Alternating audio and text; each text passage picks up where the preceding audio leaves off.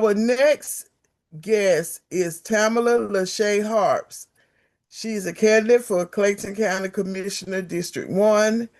And Tamala and I first met when I was state rep, and it was through her aunt, Dr. LaWanda Falami, a very, very close friend of mine, and a well-respected community voice in the county of Clayton County, and just about kind of everywhere. But, when people hear that name, they know what's going to happen. So, Tamala is a business architect, community leader, and mental health advocate, bringing years of experience with her on her journey as District 1 Commissioner for Clayton County.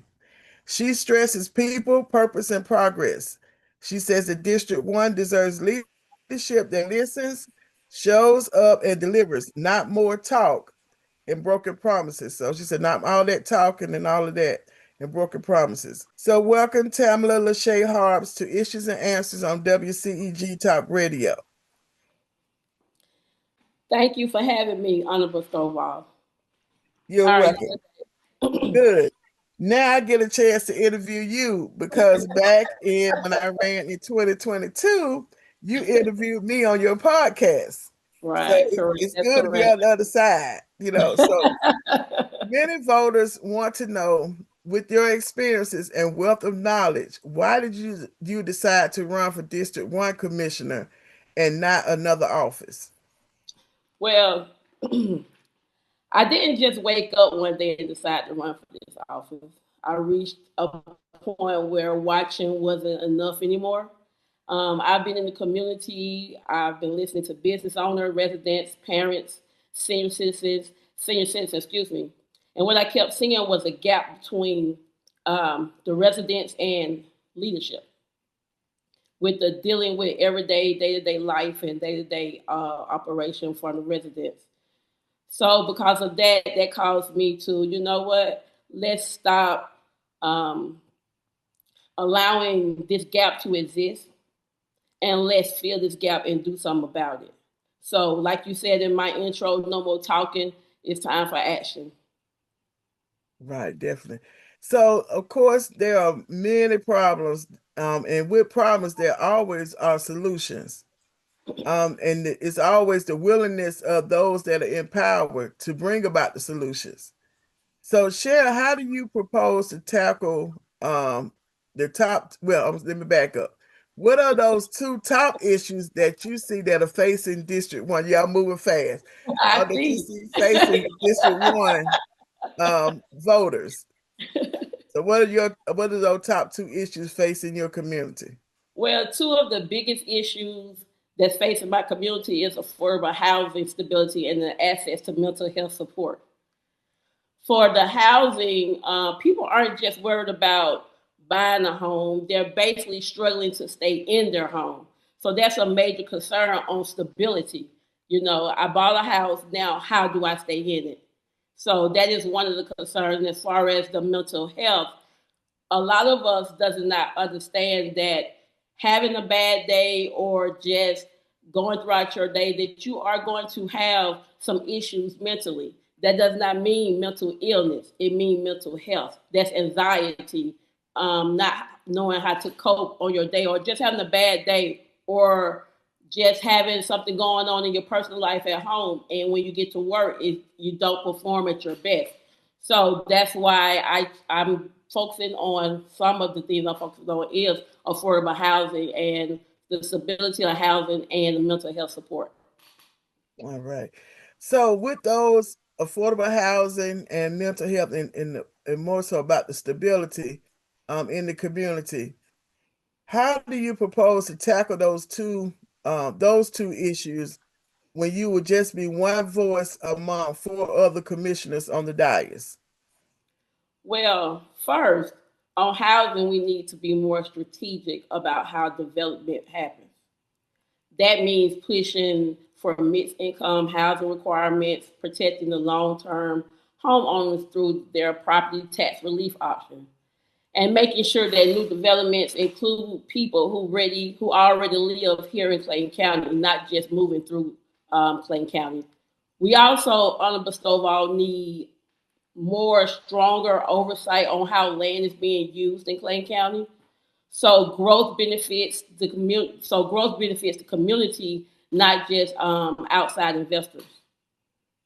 As far as the mental health, we need to integrate it into how our county actually operates, which includes like partnering with the local organization or even to expand access, creating community-based support hubs for mental health, or even pushing for mental health response options that does not always rely on law enforcement.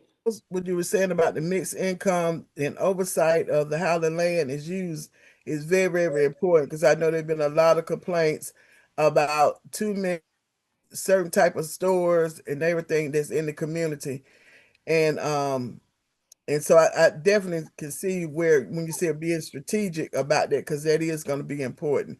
And Right, also integrating and creating and expanding services for mental health that is right, not on the negative a negative side. right. Because mental health is not something that you just sit to the side or I come back to it. Oh, it's not nothing. In today's time, mental health we actually need to deal with it because, like, when there is like say someone call the police for something going on in their home, it's not always go to jail, get locked up, serve time, pay a fine. A lot of times, a lot of people just need therapy. Sometimes people just need to vent, someone to talk to or ear. It doesn't always have to be going to jail as the resolution or the solution or the last result. So that's why I feel that Clayton County need more mental health support, access to mental health support, not just relying on law enforcement to solve things that really law enforcement don't even have to solve. Right. Yeah, and I think there have been, if I'm not mistaken, it might have been some legislation that came down, but even like you said, making sure that law enforcement is trained Right, and having someone that specializes in that that will make a difference in the right, community when it comes to that. right. Was there anything else that you wanted to add As far as with, the as far as go with ahead. the issues, if you had another issue that you saw that was important beyond the affordable housing and mental health? Our youth in Clayton County is a big issue. Um, when it comes to our youth need to be more supported because they are our future. And the seniors that built our communities are aging out and getting older. So, like it used to be back in the old days, was the senior will reach back and raise up so the next generation will be able to take the baton and keep on going. However, that's that gap between leadership and resident. And with the youth, we need more opportunities for the youth, not just more concerts and parties. That's fine, but also we need more education outside of the school system, guidance, opportunities, programs, and not just more meetings, more meetings, more meetings, or just being ignored as far as the youth. And one of my issues is that because I was born and raised in Clayton County, I raised my kids here, and when I was raising kids, we had um, parks and recreation activities, whether it was football, kickball, t-ball, baseball, softball. We also had ROTC for the kids.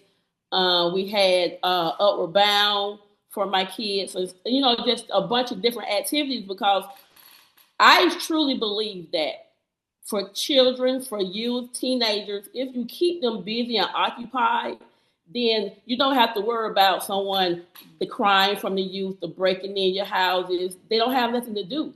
Idle mind, like they say, it's the devil workshop. So if you sit there with nothing in your mind, is just idle, then you're going to do whatever, you're going to find something to get into. So to prevent that, and the solution to that is that I'm focused on creating actual programs, actual options for the youth that can go with them as they age into a young adult. Yes. definitely those options and programs more, like you said earlier about being strategic. More strategic programs definitely will support our youth and seniors. So Yes, I see you out here getting your name into the minds of the voters, of course. So how can more voters contact you to volunteer, to donate?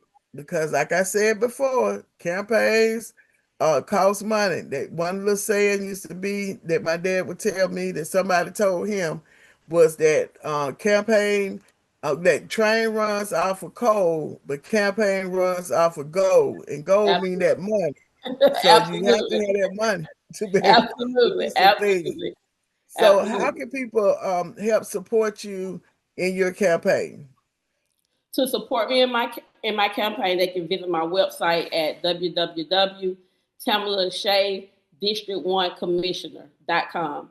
Whether it's volunteering, donating, um, making sure your registration, your voter registration is updated, anything you need as far as voting, helping me and my team, or even being part of the Team Tamala Shea District 1 Commissioner, they can visit my website at www.tamala-district1commissioner.com. All And right. I'll go ahead. No, go ahead. What about on Oh, social media? yeah. My social media, my personal page is Tamala Shea, but my campaign page is for Facebook is Tamala Shea Harps, District 1 Commissioner. Instagram, Tamala Shea for District 1. All right.